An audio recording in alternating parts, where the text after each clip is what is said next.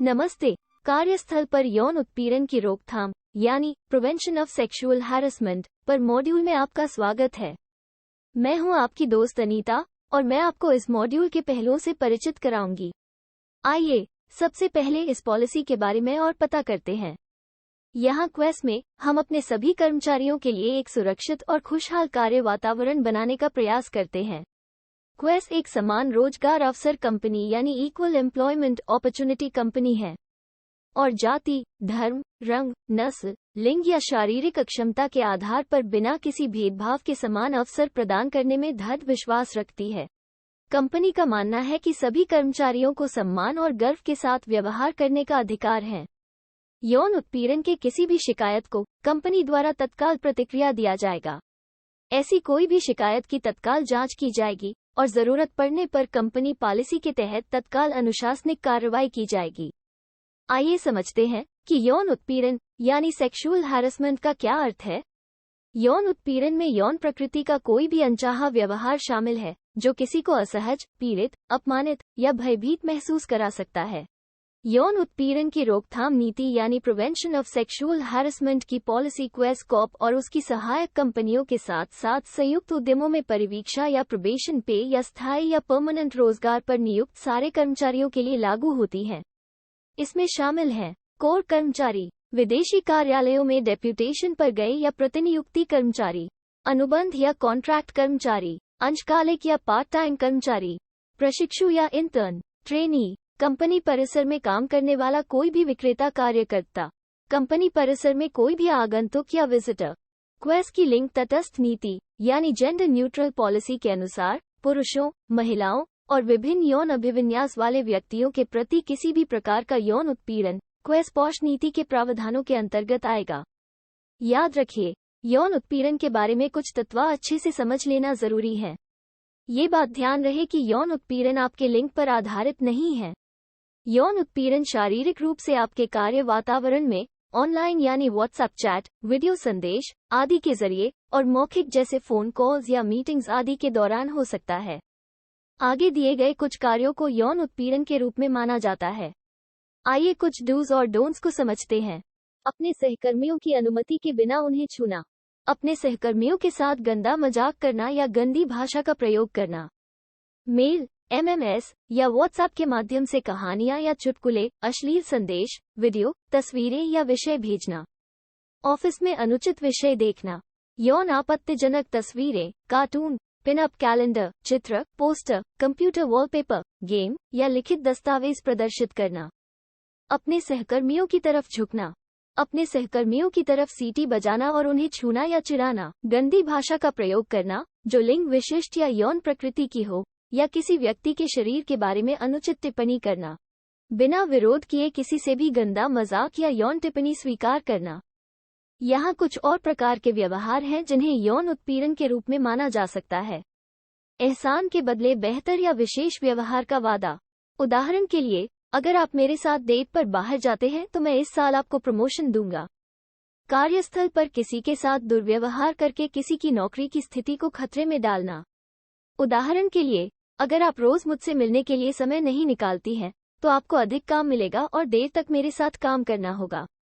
किसी को असुरक्षित बनाना या उनके भविष्य के रोजगार की स्थिति को खतरे में डालना।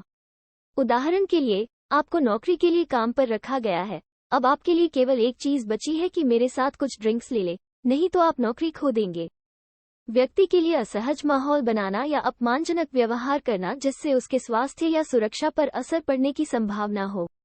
उदाहरण के लिए, आपके सहकर्मियों के अनऑफिशियल व्हाट्सएप ग्रुप में एक व्यक्ति है जो हमेशा आप पर लक्षित गंदे चुटकुले भेजता है। आपको बुरा लगता है और इससे आपके मानसिक स्थिति पर असर पड़ता है। यौन हमला, छेड़छाड़, बलात्कार का प्रयास या बलात्कार इत्यादि जघन्य अपराध हैं। अब तक बताए गए हर यौन उत्पीड़क व्यवहार को सख्ती से ना कहें। आइए देखते हैं यौन उत्पीड़न रोकने के लिए कुछ उचित व्यवहार। आपत्तिजनक, आक्रामक और अभद्र प्रस्तावों, व्यवहारों या यौन प्रस्ताव के लिए निरंतर अनुरोध या यौन एहसान मांगने जैसे कार्यों को ना कहें। चुप ना रहे, कृपया बोलें और ऐसी घटनाओं के बारे में किसी को सचेत करें।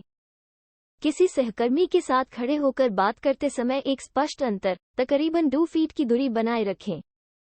तुरंत अपने मामले की सूचना अपने प्रबंधक या मैनेजर को दें। अपनी जागरूकता के लिए पॉश पर दिए गए सभी मॉड्यूल को नियमित पढ़ें और पूरा करें।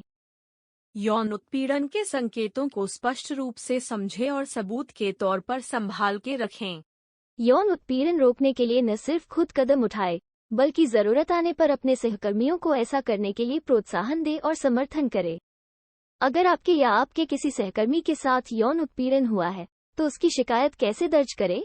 कोई भी कर्मचारी जिसे लगता है कि उसका प्रत्यक्ष या अप्रत्यक्ष रूप से यौन उत्पीड़न किया जा रहा है, वो कथित घटना की लिखित शिकायत अपने मैनेजर या एचआर प्रतिनिधि या पॉश कमेटी के किसी भी सदस्य के साथ घटना होने के 3 महीने के भीतर या तुरंत दर्ज करा सकता है। एक अन्य विकल्प यह है कि आप speakup@quizcop.com पर एक पत्र या मेल लिख सकते हैं। शिकायत दर्ज होने के बाद पॉश कमेटी लिखित शिकायत प्राप्त होने के 5 दिनों के भीतर प्रक्रिया शुरू कर देगी और शिकायतकर्ता को उनकी केस रिपोर्ट की पुष्टि करने वाला एक कॉल प्राप्त होगा। पॉश कमेटी लिखित शिकायत या ईमेल की एक कॉपी प्रतिवादी को शिकायत प्राप्त होने के 7 दिनों के भीतर भेजेगी।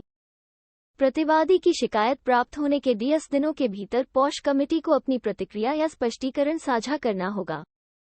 जांच दाखिल करने की तारीख से 90 दिनों के भीतर इंटरनल कमेटी कानून द्वारा यह केस संशोधित के रूप में समाप्त हो जाएगी।